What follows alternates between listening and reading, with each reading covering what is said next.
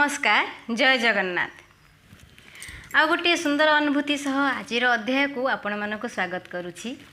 आज अनुभूति को मते मोर जने दर्शक लेखिकी व्हाट्सएप नंबर माध्यम पठेइथिले। सबुथर परी एथर भी कही रखे जे आपण मानक मध्यरु भी जहार ठाकुरन को नेकी एमती निजस्व अनुभूति रही आपण माने मध्य ताकू अन्य मानक सहित बांटिबा पई चाहुचंती ताहेले अनुभूति को लेखिकी मोर व्हाट्सएप नंबर टी आ मोर ईमेल आईडी टी डिस्क्रिप्शन बॉक्स रे दे देछि से माध्यम रे पठेइ देले आपणक अनुभूति को भी मो चैनल माध्यम रे समस्तक पाखरे पहुंचाइबा पई निश्चय चेष्टा करिबी। आजिर अनुभूति हेउची खुर्दार श्रीमती विजयलक्ष्मी दासंकर। विजयलक्ष्मी मैडम अनेक दिन पूर्व अनुभूति को लेखिकी पठेइथिले। अनुभूति को पढ़ला पर लगिला जे अन्य अनुभूति ठार टिके मते अलगा लगिला, टिके भिन्न लगिला। तेणुक ये अनुभूति को रेकर्डिंग कर टिके समय लगिगला, टिके विलम्ब होईगला। विजयलक्ष्मी मैडम को जब जीवन देखा जाए छोट बेलू ही जीवन टी पूरा संघर्षपूर्ण। कहीं जिते मात्र 1.5 वर्ष बयस होता है से ही बापा छाड़ी चली जाती। बापा तंकर गोटे इलेक्ट्रिक डिपार्टमेंट रे कर्मचारी थिले। आ विजयलक्ष्मी मैडम को जिते 1.5 वर्ष होता है से ब्रेन ट्यूमर बापा चलीगले। से दिनटी को दुर्भाग्य कहवा कि सौभाग्य कहवा, जो दिन तांकर बापा छाड़ी चली जाती से दिन ही सान भाईटी जन्म होता है। विजयलक्ष्मी मैडम को माँ को तो से दिन गोटे भारी कठिन दिन था। गोटे पटे स्वामी छाड़ी चली जाती दुख मनइबे ना अन्य पटे पुओ जन्म होती सुख बांटे। तेणुक अति छोट बयस ही पूरा दुख को अति पाखर देखी विजयलक्ष्मी मैडम। सेतिक दुख सरी नाला। जिते बड़े मात्र 12 वर्ष बयस होता है विजयलक्ष्मी मैडम को आ भाई की 10 वर्ष बयस होता है पूरा दुनिया कहले माँ को ही बुझाऊला। माँ भी सामान से ही ब्रेन ट्यूमर ही छाड़ी चलीगले। पूरा एक प्रकार अनाथ हो जाती भाई भौणी दुहे। दादा खुड़ी बापा माँ सहित दादा खुड़ी आ मौसा मौसी सहित पिलादिनटी कटिला। विजयलक्ष्मी मैडम माँ तारिणी को भारी मानती। माँ को प्रति गभीर विश्वास। जहाँ भी सुख दुख टिके आसे से माँ को ही डाकती, माँ को ही जनाती। जहाँ हो से माँ को कृपारू मौसी घर थी अवस्था ही बाहाघर होता है। विजयलक्ष्मी मैडम को बाहाघर गोटे यौथ परिवार रही है, गोटे बहुत बड़ परिवार होता है। विजयलक्ष्मी मैडम को ससुर जिते जाजपुर चाकरी करते से समय जाजपुर सहर एत पसंद आए सेठी सी संपूर्ण भाव में स्थायी भाव में सेटेल हो जाती। किंतु अन्य समस्त परिवार सदस्य खुर्दारे ही रोते से। विजयलक्ष्मी मैडम को स्वामी इंडियन आर्मी जड़े कर्मचारी। जहाँ हो माँ को कृपारू बाहाघरटी भलरे होता है। किंतु बाहाघर पर गायनिक प्रोब्लेम बाहरते और माँ को कृपारू गायनिक प्रोब्लेम रहीकि भी से दुईटी कन्या संतानर जननी होबार सौभाग्य लाभ करथांती।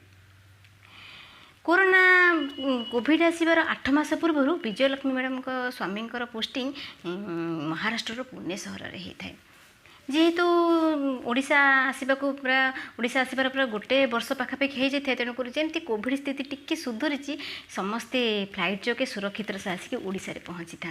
प्रथम आसिक से जाजपुर गले जो शाशु शशुर रोते से किसी दिन कटेला जाइकी पहुँचले खोर्धारे। कहीं खोर्धाटी हूँ स्वामी अति प्रिय जगह। जेहेतु पिला दिनटी संपूर्ण भाव में सेठी कटि थाए। तेणुक जिते बड़े भी से छुट्टी आसती प्राय अधिकांश समय से खोर्धारे ही कटेगा भल पाती। से खोर्धारे रहा समय विजयलक्ष्मी मैडम को बड़ झील जार बयस के 8 वर्ष होता है तार सामान्य ज्वर आसला। से डाक्तर देखी आणिकी मेडिसिन देले से ज्वर भी कमी जाए। छुट्टी सरला छुट्टी जो जी दिन छुट्टी आनी से छुट्टी अवधि सरला पुणी थे समस्ते फ्लाइट जोगे सुरक्षित से जाकि पुणे रे पहुँच जाती। पुणे रे पहुँची पारे 3 सप्ताह पर पुणी थे से बड़ झील पुणी थे ज्वर आसला। डाक्तर देखिए आणिक औषध दिगला किंतु ज्वर कमिबार ना ही धरू न थे। किसी भी लक्षण देखा जाऊ न थे। कहीं सबू टेस्ट कर सबकि नॉर्मल बाहर थाए तथापि भी ज्वर कमु न थाए। झील तांकर सब बेले केवल शोईकी रोते। तेणुक विजयलक्ष्मी मैडम को भारी व्यस्त लगुए। से समस्ते परामर्श देले जे नहीं आर्मी हॉस्पिटल रे एडमिशन करने। से आर्मी हॉस्पिटल रे नहीं एडमिशन भी करागला। सेठी जाइकी पुणी कोरोना टेस्ट भी करागला। कोरोना टेस्ट भी नेगेटिव आसला। सेठू कौन करेंगे भारी व्यस्त लगुए। विजयलक्ष्मी मैडम को केवल प्रभु को ही माँ को ही डाकी चलती। कहीं विजयलक्ष्मी मैडम को बो जिते बंची थे सब कहती माँ रे जिते बड़े भी असुविधा आसब सब ईश्वर शरण ही नबू। कहीं ईश्वर ही होती आमर बापा और माँ। ସେଠୁ ସେଠିକାର ଡକ୍ଟର ଯେତେବେଳେ ଜାଣିବାକୁ ପାଇଲେ ଯେ ଝିଅକୁ ପୂର୍ବରୁ ଥରେ ଜ୍ୱର ଆସିକି ଛାଡ଼ିଛି ବୋଲି, ସେଠୁ ସେ ତାକୁ କୋଭିଡ଼ର ଆଣ୍ଟିବଡି ଟେଷ୍ଟ କରିବା ପାଇଁ ପରାମର୍ଶ ଦେଲେ। କୋଭିଡ଼ ଆଣ୍ଟିବଡି ଟେଷ୍ଟ ପରେ ଜଣାପଡ଼ିଲା ଯେ ଝିଅକୁ ତାଙ୍କର କରୋନା ହେଇକି କମିଯାଇଛି ସତ, କିନ୍ତୁ ଇନଫେକ୍ସନ୍ ଦ୍ୱାରା ତା'ର ହାର୍ଟ ଭାଇବ୍ର ଉପରେ ଇଫେକ୍ଟ ପଡ଼ିଛି। ଏ କଥା ଶୁଣିଲା ପରେ ବିଜୟଲକ୍ଷ୍ମୀ ମ୍ୟାଡ଼ାମ୍ ଭାରି ବ୍ୟସ୍ତ ହୋଇପଡ଼ିଥାନ୍ତି, କାହିଁକିନା ଏତେ କମ୍ ବୟସର ଝିଅଟି ତାଙ୍କର। ସେଠୁ ଝିଅ ତାଙ୍କର ଦିନକୁ ଦିନ ଭାରି ଦୁର୍ବଳ ହୋଇଯାଉଥାଏ। ଦିନେ ଝିଅର ଅବସ୍ଥା ବହୁତ ଖରାପ ହୋଇଯାଇଥାଏ, ବହୁତ ସିରିୟସ୍ ହୋଇଯାଇଥାଏ। ତେଣୁକରି ତାକୁ ନେଇକି ଆଇସିୟୁରେ ଆଡ଼ମିସନ୍ କରାଗଲା। ଆଇସିୟୁରେ 5 ଦିନ ରହିବା ଅବସ୍ଥାରେ 2 ଦିନ ପର୍ଯ୍ୟନ୍ତ ତାକୁ ପୁରା ହାଇ ପାୱାରର ଇଞ୍ଜେକ୍ସନ୍ ବି ଦିଆଯାଉଥାଏ। ଡାକ୍ତରଙ୍କର ବି ଡର ଥାଏ, ଏତେ ହାଇ ପାୱାର ଇଞ୍ଜେକ୍ସନ୍ ଦିଆଯାଉଛି କାଳେ କିଛି ରିଆକ୍ସନ୍ ହେବ ବୋଲି। ଯାହା ହଉ ପ୍ରଭୁଙ୍କ କୃପାରୁ, ମାଆଙ୍କ କୃପାରୁ ଆସ୍ତେ ଆସ୍ତେ ଝିଅ ତାଙ୍କର ସୁସ୍ଥ ହୋଇକି ଆସୁଥାଏ। ପୁଣି ସେତେବେଳକୁ ତାଙ୍କର ଛୋଟ ଝିଅଟେ ଥାଏ, ଯାହା ବୟସ କି 6 ବର୍ଷ। ସିଏ ତାଙ୍କୁ ଆର୍ମି କ୍ୱାର୍ଟରରେ ଥିବା କିଛି ଓଡ଼ିଆଙ୍କ ପାଖରେ ଛାଡ଼ିକିରି ଆସିଥାନ୍ତି। ସ୍ୱାମୀ ସ୍ତ୍ରୀ 2 ଜଣ ଯାକ ଆସିକି ହସ୍ପିଟାଲରେ ଥାନ୍ତି। ସେତେବେଳେ 5 ଦିନ ପରେ ଝିଅର ଅବସ୍ଥା ଟିକେ ସୁଧୁରିଲା। ଆଉ ଯାହା ହଉ ଯେଉଁ ଡର ଥିଲା ରିଆକ୍ସନ୍ ହେବାର ଇଞ୍ଜେକ୍ସନ୍ର, ସେଇ ଇଞ୍ଜେକ୍ସନ୍ର ରିଆକ୍ସନ୍ ବି ହେଇନଥାଏ। ଆଉ ଡକ୍ଟର ସେଠୁ ତାଙ୍କୁ ଇକୋ କରିବା ପାଇଁ କହିଲେ, ହାର୍ଟର ଇକୋ କରିବା ପାଇଁ କହିଲେ। ଇକୋ କଲା ପରେ ବି ହାର୍ଟର କଣ୍ଡିସନ୍ ସବୁ ଠିକ୍ ଠାକ୍ ଥାଏ ବୋଲି ଜଣାପଡ଼ିଲା। ସେଠୁ ପୁଣି ଥରେ ତାଙ୍କୁ ନର୍ମାଲ୍ ୱାର୍ଡ଼ରେ ଆଣିକି 2 ସପ୍ତାହ ପର୍ଯ୍ୟନ୍ତ ପୁଣି ଥରେ ରଖିବାକୁ ପଡ଼ିଲା। ଯାହା ହେଉ ସେଇ ଡାକ୍ତରଖାନାରେ ଥିବା ସମସ୍ତ ଡାକ୍ତର ଆଉ ନର୍ସ କିନ୍ତୁ ବହୁତ ଭଲ ଥାନ୍ତି, ବହୁତ କୋଅପରେଟିଭ୍ ଥାନ୍ତି, ସମସ୍ତେ ପୁରା ସହଯୋଗ କରୁଥାନ୍ତି। ଆସ୍ତେ ଆସ୍ତେ ଝିଅ ତାଙ୍କର ଟିକେ ଭଲ ହେଇକି ଆସୁଥାଏ। ଆଉ ସେ ମେଡ଼ିକାଲରେ ଥିବା ଅବସ୍ଥାରେ ବିଜୟଲକ୍ଷ୍ମୀ ମ୍ୟାଡ଼ାମଙ୍କର ଖୁଡ଼ି ଶାଶୁ ଯିଏକି ଓଡ଼ିଶାରେ ରହୁଥାନ୍ତି, ସିଏ ସେଠୁ ଫୋନ୍ କରିଥାନ୍ତି। ସିଏ କହୁଥାନ୍ତି, ମାରେ ଆଉ ଝିଅ ତୋର ଭଲ ହେଇଗଲା ପରେ ଯେତେବେଳେ ବି ଓଡ଼ିଶା ଆସିବୁ, ମୁଁ ପ୍ରଭୁ ଶ୍ରୀ ଜଗନ୍ନାଥଙ୍କୁ ଡାକିଛି ତୋ ଝିଅ ପାଇଁ, ତାଙ୍କ ପାଖରେ ମାନସିକ କରିଛି, ତୁ ଆସିକି ତୋ ଝିଅକୁ ଟିକେ 22 ପାହାଚରେ ଗଡ଼େଇ ଦେବୁ। ବିଜୟଲକ୍ଷ୍ମୀ ମ୍ୟାଡ଼ାମ୍ କିଛି ବୁଝିପାରୁନଥାନ୍ତି। ସେ ଭାବୁଥାନ୍ତି ମନେ ମନେ, ମୁଁ ତ ଭାବୁଛି ଯେ ମୁଁ ତ କେବେ ବି ପ୍ରଭୁ ଶ୍ରୀ ଜଗନ୍ନାଥଙ୍କୁ ଅନ୍ତରର ସହ ଡାକିନି, ସବୁବେଳେ ତ ମୁଁ ମାଆଙ୍କ ଉପରେ ହିଁ ବିଶ୍ୱାସ ରଖିଛି। ଆଉ ଆଜି ଯଦି ମୋ ଝିଅ ଗୋଟେ ନୂଆ ଜୀବନ ପାଇଛି, ନୂଆ ଜନ୍ମ ପାଇଛି, ତାହେଲେ ମା ତାରିଣୀଙ୍କ ପାଇଁ ପାଇଛି ବୋଲି ହିଁ ମୁଁ ବିଶ୍ୱାସ ରଖିଛି। କାହିଁକିନା କାଳିଆକୁ ତ ମୁଁ ଦିନେ ବି ବିଶ୍ୱାସର ସହ ଡାକିନି କି ତାଙ୍କ ପାଖରେ ମୋ ଝିଅ ପାଇଁ ଅଳି ବି କରିନି, ତାହେଲେ ପ୍ରଭୁ ଶ୍ରୀ ଜଗନ୍ନାଥ କାହିଁକି ମୋ ଝିଅକୁ ଭଲ କରିବେ?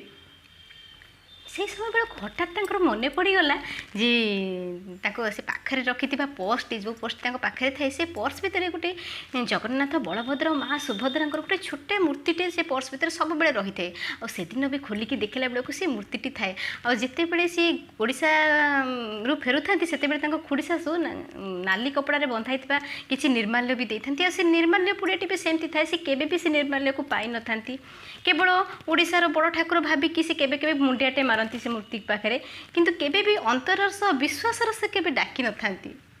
ସେଠୁ ସେ କିଛି ବୁଝିପାରୁନଥାନ୍ତି। ସେଠୁ ଆସ୍ତେ ଆସ୍ତେ ସେ ବୁଝିବାକୁ ଆରମ୍ଭ କଲେ।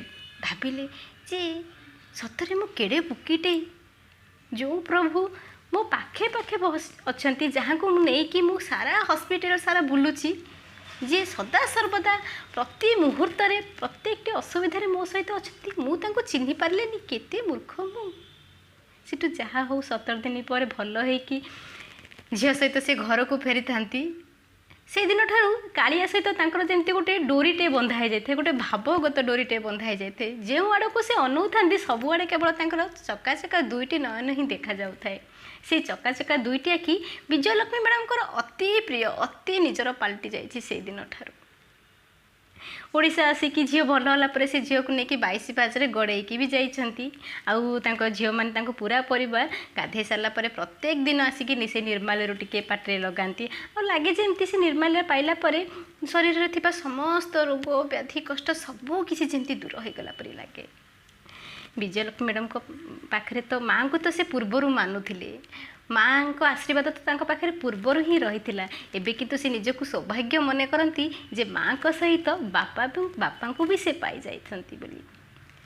ଏକଥାକୁ ସେ ସ୍ୱୀକାର କରନ୍ତି ଯେ ମେଡ଼ିକାଲରେ କଟିଥିବା ସେଇ 17ଟି ଦିନ ସେ ଏକା ନଥିଲେ ବୋଲି, ତାଙ୍କ ସହିତ ତାଙ୍କ ବାପା ଜଗନ୍ନାଥ ତାଙ୍କ ପାଖେ ପାଖେ ରହିଥିଲେ ବୋଲି, ମେଡ଼ିକାଲରେ ଥିବା ସେ ଡାକ୍ତର ଆଉ ସେ ନର୍ସମାନଙ୍କ ମଧ୍ୟରେ ସିଏ ହିଁ ଥିଲେ ବୋଲି। ମହାପ୍ରଭୁ ଶ୍ରୀ ଜଗନ୍ନାଥକୁ ବିଜୟଲକ୍ଷ୍ମୀ ମ୍ୟାଡ଼ାମ୍ କେବଳ ଜୟ ଜଗନ୍ନାଥ କହିକି ସମ୍ବୋଧିତ କରନ୍ତି ନାହିଁ, କାହିଁକି ନା ଜୟ ଜଗନ୍ନାଥ କହିଲେ ତାଙ୍କୁ ଯେମିତି ଅସମ୍ପୂର୍ଣ୍ଣ ଲାଗେ, ତାଙ୍କୁ ଯେମିତି ଅଡ଼ୁଆ ଲାଗେ। ସେ ଜୟ ଜଗନ୍ନାଥ ମୋ ବାପା କହିକି ସମ୍ବୋଧନ କରନ୍ତି। ସତରେ ବାପାଟେ ଯେମିତି ଝିଅର ସୁଖ ଦୁଃଖରେ ଝିଅ ତାଙ୍କୁ ଡାକୁ ବା ନ ଡାକୁ ସବୁବେଳେ ତାଙ୍କ ଆଶୀର୍ବାଦ ତା ପାଖରେ ଛାଇ ହେଇକି ରହିଥାଏ। ସେମିତି ବିଜୟଲକ୍ଷ୍ମୀ ମ୍ୟାଡ଼ାମଙ୍କ ସହିତ ବି ସେଦିନ ମହାପ୍ରଭୁ ଶ୍ରୀ ଜଗନ୍ନାଥଙ୍କ ଆଶୀର୍ବାଦ ଛାଇ ହେଇକି ରହିଥିଲା। ସତରେ ସେ କେବଳ ବିଜୟଲକ୍ଷ୍ମୀ ମ୍ୟାଡ଼ାମଙ୍କର ବାପା ନୁହନ୍ତି, ସେ ତ ସାରା ଜଗତର ବାପା, ସାରା ଜଗତର ପିତା, ଜଗତ ପିତା ମହାପ୍ରଭୁ ଶ୍ରୀ ଜଗନ୍ନାଥ। ସେ ତ ସମସ୍ତଙ୍କର ପାଳନକର୍ତ୍ତା, ସମସ୍ତଙ୍କର ରକ୍ଷାକର୍ତ୍ତା। ତାଙ୍କ ପାଦ ତଳେ କୋଟିଏ ପ୍ରଣାମ। ଏତେ ସୁନ୍ଦର ଅନୁଭୂତିଟିଏ ବାଣ୍ଟିଥିବା ପାଇଁ ବିଜୟଲକ୍ଷ୍ମୀ ମ୍ୟାଡ଼ାମକୁ ଅନେକ ଅନେକ ଧନ୍ୟବାଦ। ଆଶା କରୁଛି ଆପଣମାନଙ୍କୁ ମଧ୍ୟ ଅନୁଭୂତିଟି ନିଶ୍ଚୟ ଭଲ ଲାଗିଥିବ ବୋଲି। ଭଲ ଲାଗିଲେ ଲାଇକ୍ ଓ ସେୟାର କରିଦେବେ। ଆଉ ଯେଉଁମାନେ ମୋ ଚ୍ୟାନେଲଟିକୁ ସବସ୍କ୍ରାଇବ୍ କରିନାହାନ୍ତି ସବସ୍କ୍ରାଇବ୍ କରିନେବେ। ସବସ୍କ୍ରାଇବ୍ କଲାବେଳେ ସାଇଡ଼୍ରେ ଥିବା ବେଲ୍ ବଟନ୍ଟିକୁ ପ୍ରେସ୍ କରିନେବେ, ତାହେଲେ ଏହିପରି ନୂଆ ନୂଆ ଅନୁଭୂତି ପ୍ରଥମେ ଆପଣମାନଙ୍କ ପାଖରେ ପହଞ୍ଚିଯିବ। ଆଜିର ଅନୁଭୂତିଟି କେମିତି ଲାଗିଲା ମତାମତ ଦେବାକୁ ଭୁଲିବେ ନାହିଁ। ରହିଲି, ଜୟ ଜଗନ୍ନାଥ, ନମସ୍କାର।